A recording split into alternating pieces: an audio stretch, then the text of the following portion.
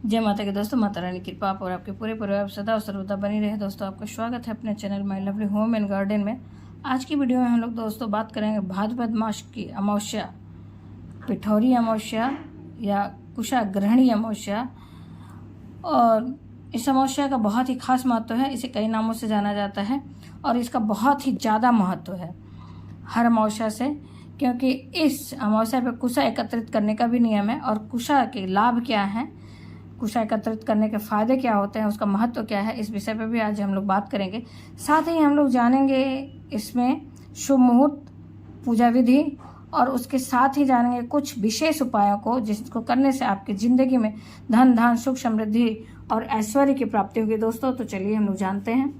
दोस्तों, आपसे अनुरोध है कि ये वीडियो बहुत ही खास होने वाली है, इसलिए अंत तक अवश्य ही बने रहें। और कोई भी जानकारी आपको उपयोगी लगे तो लाइक करना ना भूलें, अपने फ्रेंड्स और फैमिली में शेयर करना भी ना भूलें। आप पहली बार आए हैं मेरे चैनल तो मेरे चैनल को सब्सक्राइब करें, बेल नोटिफिकेशन अवश्य ही दबाएं, जिससे आने वाली वीडियो की जानकारी आपको सर्वप्रथम प्राप्त हो सके। दोस्तों, इस दिन हिंदू धर्म में पितरों की शांति के लिए अमावस्या तिथि का श्राद्ध उत्तम माना गया है।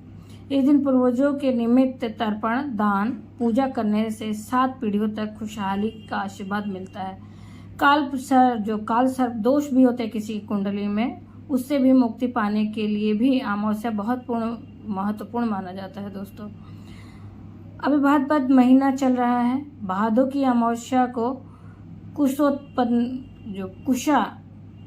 पत्नी अमावस्या, कुश ग्रहणी अमावस्या और पिठौरी अमावस्या के नाम से भी जाना जाता है।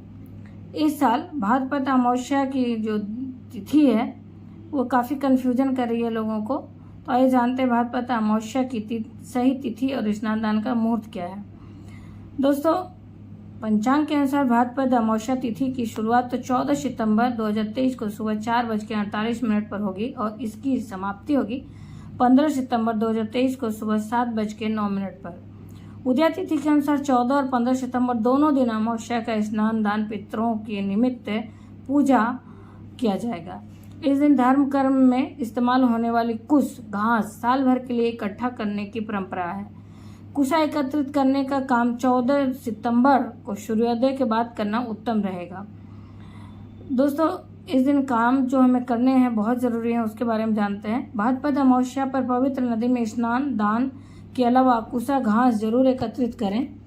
कुछ देवताओं और पितरों देवों के पूजन कर्म के लिए श्रेष्ठ होती है। मान्यता है कि कुशा साल भर में पूजा पाठ पितरों के श्राद्ध कर्म में इस्तेमाल की जाए तो समस्त कार्य बिना विघ्न के पूरे हो जाते हैं। कुशा घास की अंगूठी पहनकर श्राद्ध कर्म करने से पूर्वजों की आत्मा को तृप्ति मिलती है। इसे बहुत पवित्र माना गया है। कुश के आसन पर बैठकर पूजा करने से देवी देवता जल्द पूजा को स्वीकार करते हैं। दोस्तों, इसका महत्व है इसका महत्व यह है कि शास्त्रों के अनुसार माना जाता है कि कुश की उत्पत्ति भगवान विष्णु के रोम से हुआ था। कुश का मूल जो है वो ब्रह्मा जी के से उत्पन्न हुआ है और उसका मध्य भाग जो है विष्णु जी और अग्रभाग शिव जी का वास होता है। इन तीनों जो कुशा के 3 हिस्से होते हैं, कुशा का मूल भाग उस पर ब्रह्मा जी का वास होता है, मध्य भाग पे विष्णु जी का और अग्र भाग पे शिव जी का वास होता है। इसी कारण तुलसी की तरह कुश भी कभी वासी नहीं होता है।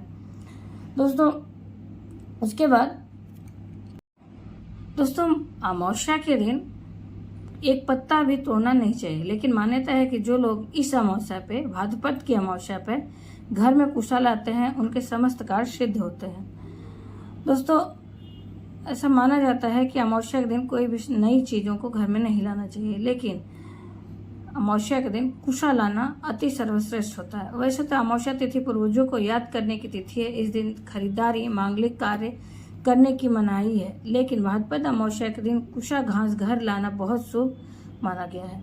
मानते हैं कि इस कुशा के प्रयोग से किए सभी धार्मिक कार्य कभी न खत्म होने वाला पुण्य देते हैं। तो दोस्तों, अवश्य लाएं अपने घर में कुशा। वैसे तो अमावस्या तिथि पूर्वजों की याद करने के लिए है, लेकिन इसका पुण्य प्राप्त करने के लिए कुशा का हमें इस दिन अवश्य लाना चाहिए। महाभारत के प्रसंग के अनुसार दोस्तों, जब गरुड़ देव स्वर्ग से अमृत कलश लेकर आए तो उन्होंने वह कलश थोड़ी देर के लिए कुशा पर रख दिया। कुशा पे अमृत कलश रखने से कुशा को पवित्र माना जाने लगा और कुशा जब पवित्र हो गया उसी समय से कुशा का विशेष महत्व हो गया, और कुशा पे बैठकर पूजा भी अगर करते हैं तो उसका ज़्यादा फल आपको प्राप्त होता है। तो दोस्तों अवश्य करें आप इस कार्य को। फिर दोस्तों भाद्रपद अमावस्या 14 सितंबर 2023 को है। इसे पिठौरी या पिथौरी अमावस्या भी कहते हैं। तो इस दिन आटे से माँ दुर्गा सहित 64 देवियों की मूर्ति बनाकर उनकी पूजा की जाती है। मान्यता है इससे संतान को आरोग्य का वरदान मिलता है। ये व्रत सुहागिन करती हैं।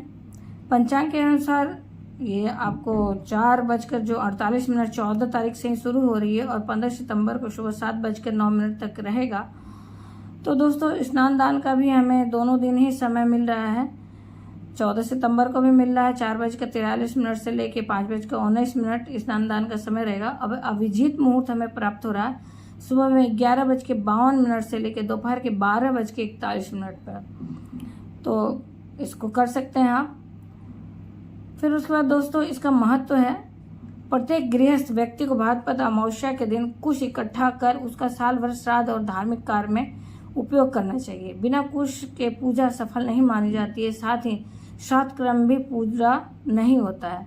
तो दोस्तों अब बात आती है कि शहर में कहाँ से मिलेगा। तो आप खरीद सकते हैं इसे, मार्केट में हो सकता बिक रहा हो तो आपके यहाँ देख लीजिएगा, संभव हो तो आप खरीदें अवश्य। भाद्रपद अमावस्या के दिन पूजा करने से काल सर्प दोष दूर होता है और इस अमावस्या को धार्मिक रूप से कुशा को इकट्ठा किया जाता है, उसका बहुत फल मिलता है दोस्तों। इस कुशा का हमें साल भर इस्तेमाल करना चाहिए, ये हमने पहले ही बताया। और इस जो पिठौरी अमावस्या का है तो इसे अखंड सौभाग्य के लिए भी माता दुर्गा की उनके 64 योगिनियों के साथ पूजा किया जाता है और सौभाग्य का वरदान जो है माता से मांगा जाता है दोस्तों। तो आप इस दिन व्रत करके अपनी माता रानी की पूजा उनके 64 योगिनियों के साथ करके आप प्राप्त कर सकते हैं दोस्तों। इस दिन बहुत सारे उपाय भी किए जाते हैं। आइए जानते हैं कुछ खास उपायों को। दोस्तों इन उपायों को एक बार अवश्य करिए। बहुत ही छोटे छोटे उपाय हैं, बहुत ही कारगर उपाय हैं और खास करके शनिश्चरी अमावस्या का तो और विशेष महत्व हो जाता है। अमावस्या के दिन घर में ईशान कोण में घी का दीपक जलाएं। ध्यान रखिए कि ये दीपक सूर्योदय से लेकर सूर्यास्त तक जलता रहे, मतलब सुबह अगर जलाते हैं आप तो संध्याकाल तक जलता रहे। अमावस्या के दिन घी के दीपक में केसर और लौंग के 2 दाने डालकर जलाने से माता लक्ष्मी को प्रसन्न करने और आर्थिक तंगी दूर करने में मदद मिलती है। तो दोस्तों लौंग जो डालेंगे आप वो ध्यान रहे कि फूल वाले हों, उसके फूल टूटे हुए न रहें। इस दिन पशुओं को भूलकर भी परेशान नहीं करना चाहिए। अमावस्या के दिन घर की सुख शांति को बनाए रखने के लिए गाय की सेवा करें। माता लक्ष्मी की कृपा पाने के लिए सुबह पीपल के पेड़ में जल अर्पित करें। वहीं शाम के वक्त तिल के तेल का दीपक पीपल के पेड़ के नीचे जलाएं और परिक्रमा भी करें। अपने आर्थिक स्थितियों को मजबूत बनाने के लिए इस दिन 108 बार तुलसी की माला से गायत्री मंत्र का जाप करें। साथ ही अपने घर की नकारात्मकता को दूर भगाने के लिए पानी में नमक मिलाकर पोछा लगाएं या साफ सफाई करें दोस्तों। तो ये तो रहे कुछ छोटे छोटे उपाय जिनको आप कर सकते हैं। बहुत ज़्यादा खर्च भी नहीं आने वाले हैं और माता लक्ष्मी का ये विशेष दिन होता है और उनके विशेष कृपा प्राप्त कर सकते हैं इन उपायों से दोस्तों। साथ ही दोस्तों कुछ चीज़ों का दान करने से आप अपने पितरों का भी विशेष आशीर्वाद जो है प्राप्त कर सकते हैं। तो पितरों को खुश करने और पितृ दोष से राहत पाने के लिए अमावस्या का दिन बेहद महत्वपूर्ण माना जाता है। इसलिए इस दिन दान पुण्य और श्राद्ध कर्म करने से पितरों को खुश किया जा सकता है। इसलिए किसी जरूरतमंद को वस्त्र दान करें, फल आदि दान करें। वहीं सूर्यास्त होने के बाद दक्षिण दिशा में सरसों का तेल में काला तिल डालकर दीपक जलाएं। इस दिन पितृ स्तोत्र और पितृ कवच का पाठ करना भी बेहद शुभकारी माना जाता है। तो आप इन उपायों को भी कर सकते हैं दोस्तों। साथ ही दोस्तों इस दिन शनिदेव के प्रकोप से बचने के लिए आप इस दिन क्या हर शनिवार के दिन शाम के समय पीपल के पेड़ के नीचे घी का दीपक जलाएं। शनिदेव का प्रकोप कम करने के लिए हनुमान जी की उपासना करें। रोज हनुमान चालीसा का पाठ करने से शनिदेव के गुस्से से बचा जा सकता है। शनिदेव की कृपा पाने के लिए चिड़िया, मछली और पशुओं को दाना दें, पानी या फिर चारा खिला सकते हैं। शनिदेव के बुरे प्रभाव से बचने के लिए हर शनिवार के दिन सरसों के तेल के दीपक में काला तिल मिलाकर शनि मंदिर में जलाएं और शनि स्तोत्र का पाठ करें। 7:30 जो है चल रही है तो उस दौरान मांस, मदिरा का बिल्कुल भी सेवन नहीं करना चाहिए। वहीं ध्यान रखें कि इस दौरान आप किसी का दिल भी न दुखाएं। तो दोस्तों, इन कार्यों को करके आप इसका लाभ ले सकते हैं। उम्मीद करते हैं इस वीडियो की जानकारी आपको उपयोगी और अच्छी लगी होगी। अगर अच्छी लगी तो लाइक करना ना भूलें, अपने फ्रेंड्स और फैमिली में शेयर करना भी ना भूलें। दोस्तों, आपकी एक छोटी सी लाइक हम लोगों के ऊर्जा को बढ़ा देती है, हम लोगों को बहुत हिम्मत देता है, बहुत प्रेरणा देता है। तो इसलिए लाइक अवश्य ही करें।